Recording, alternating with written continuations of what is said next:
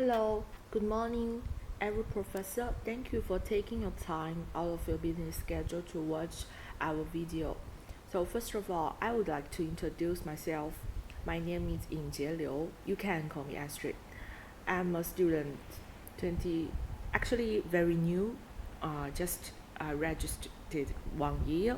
So my professor has written a master. Today, I'm going to do a presentation on a group work of the course POL 500 Research Methodology class. Our group consists of 5 members. We choose the 8 of the major categories of SDG. So it's this one as the slide show. We discuss about 2 or 3 weeks. After that, we want to doing the topic. That is the specific one, a study on the policy impact of CAFTA on China's agricultural trade with ASEAN. Actually, the content is divided into 8 parts. So topic, background, problem statement, research question or research objective, and the theoretical significance or practical significance. More important, literature review. I will talk about research gap and hypothesis. And finally, make some suggestion. So let's talk about the first one. Since the 21st century, the world economy has developed rapidly, and the degree of economy and the trade cooperation between different countries has become deeper and deeper. China and ASEAN Free Trade Area, so refers to CAFTA. After this one, I will talk CAFTA, the abbreviation. So this one is established in 2001 and formally completed in 2010, which is the first free trade area negotiated between China and the foreign countries, and also the first FTA negotiated by ASEAN as a whole, which provides new opportunities for bilateral. This provides new opportunities for bilateral economy and the trade cooperation. So the trade in agricultural products play a very important role in China and ASEAN's FTA, and is of a great significance to bilateral economies' growth. So let's to the point, problem statement. So China and some ASEAN countries are typically agricultural countries, and agriculture has very important position in the national economy, as I said before. So in the bilateral economy and the trade cooperation between China and the ASEAN countries, agriculture becomes a very key area of bilateral economy and the trade cooperation. But China trade deficit in agricultural products with ASEAN has always existed. Therefore, it is very necessary to study and explore the trade of agricultural products between China and the ASEAN country and its influencing factors. So our research object. Let's come to the research object. So our research object including 3 steps. The first one is to analyze the impact. The impact for what? The impact for the establishment of China-ASEAN Free Trade Area. So on the agricultural trade. And still we need to analyze the impact of China-ASEAN Free Trade for 4 perspectives, including policy, agriculture scale, physical distance, and per capita area land. The second one is to estimate the impact of the establishment of China-ASEAN Free Trade on China's agricultural trade by using the gravity model method for export evaluation. The third is the impact of the free trade area on agriculture is clarified and suggestions are provided for the region agricultural trade.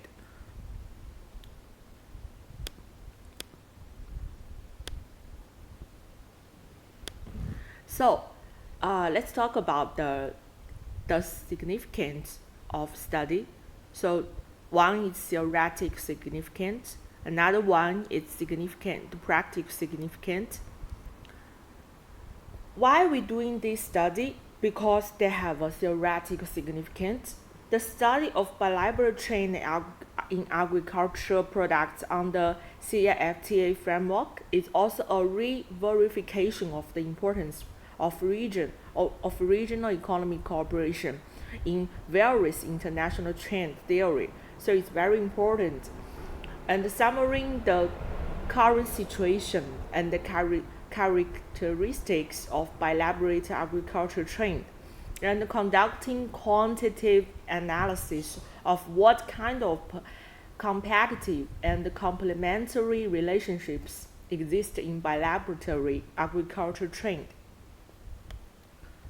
So in 2005, since the China-ASEAN Trade in Good Agreement came into effect, but actually in 2019, so it's kind of reached 42.4 billion up to USA dollars 13.1 billion from 29.3 billion in 2010. So it's like normally growth rate of 30.1%, and ASEAN has become China's top agricultural trade partner. Currently, the China-ASEAN free trade is the fastest growing trade area and the most balanced free trade area in terms of benefit for both sides. At present, the COVID-19 epidemic is still rampant around the world. The international situation is complicated and violated. So the situation between China and the USA is tense. Under such a background, with the gradual recovery of China's economy, how can the bilateral agricultural trade between ASEAN, China's second largest trade partner, and China can be improved more effectively? So this is our research question. So it's very important. So let's come to the practical significance. So this will help the two sides fully explore their different comparative advantages in the future, further optimize the allocation of resources and improve the economic efficiency of bilateral agricultural trade. About the literature review, so we are doing a lot of about this one. Actually, we have a file on this, but I will not mention more about this one because time is limited. We need only have 10 minutes, so we are going to just talk about the research gap. So the research gap is there is lack of the study examining the impact of large regional trade policy on bilateral agricultural trade. So we have a hypothesis. So his reduction in CAFTA agriculture tariff rates has positive impact on China agriculture with ASEAN. So we only have a guess, and the strength of this effect will vary with the physical distance and economic side of the bilateral. So here come to our theoretical framework. Is the modeling setting. Actually, we have doing three types theoretical framework.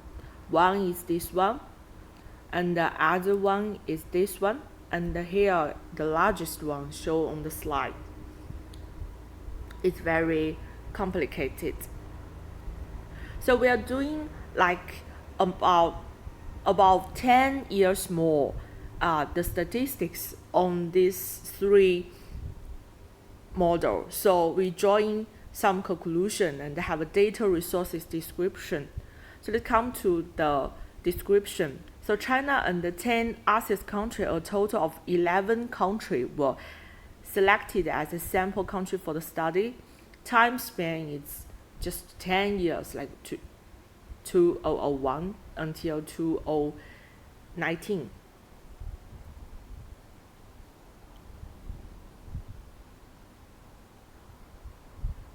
So this is two type of the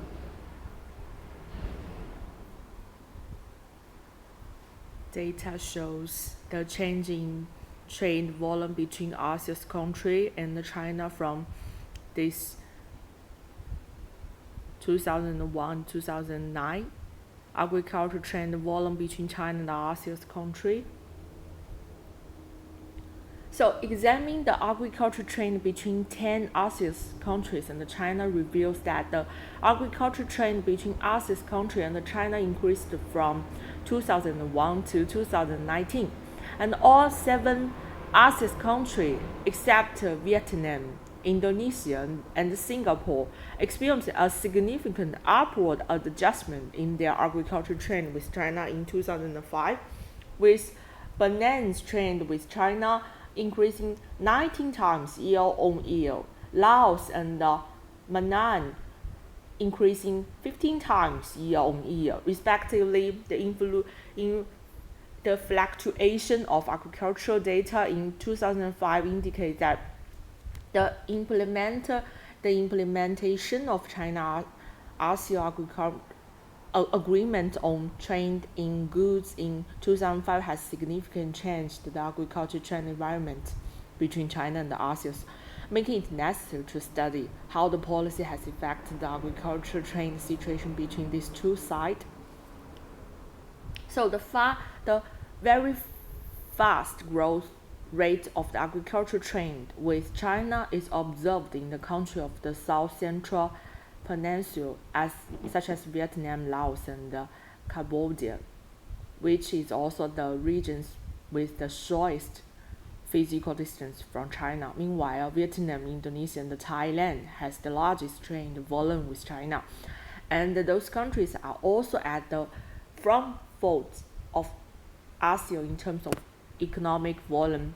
Those data features suggest that agricultural trade between ASEAN countries and China is sometimes influenced by the physical distance and the economic size. So let's come to the regression model estimation and analysis. So the regression shows that when only the effect of policy, economy, score, and the physical distance are considered, policy shows the normal proportion effect on agricultural trade. However, when we take the products of policy with economic score and physical distance independent variables, the effect of policy itself on agriculture trend is obvious. The policy is more through the interaction with physical distance and thus has effect on agriculture trend, and this interaction shows the positive effect with the extension of the physical distance, and the effect of the policy is more through the interaction with physical distance, and this interaction is positive as physical distance increased. In addition, the per capita available land indicator does not have a significant effect on agriculture trade between China and ASEAN members countries. So when we going through this analysis, we have some suggestions. So suggestion 1 is strengthen agricultural cooperation and rationalize resource allocation, and the other one is seize the opportunity for RCEP to broaden China-ASEAN's agriculture trade in frustrated construction should be further strengthened to reduce negative impact caused by the physical distance. So this is all our paper include, the important facts. So I know it's not very complicated or very good, but it's in the short timing we are doing our best. So we have 5 people. I'm the first one. I'm an organizer and a presenter. The second one, third one, fourth one, the fifth one. We are doing very happy group work. So this is our group work.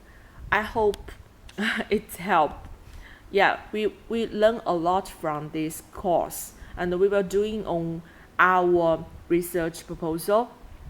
Thank you for the time to listening with us.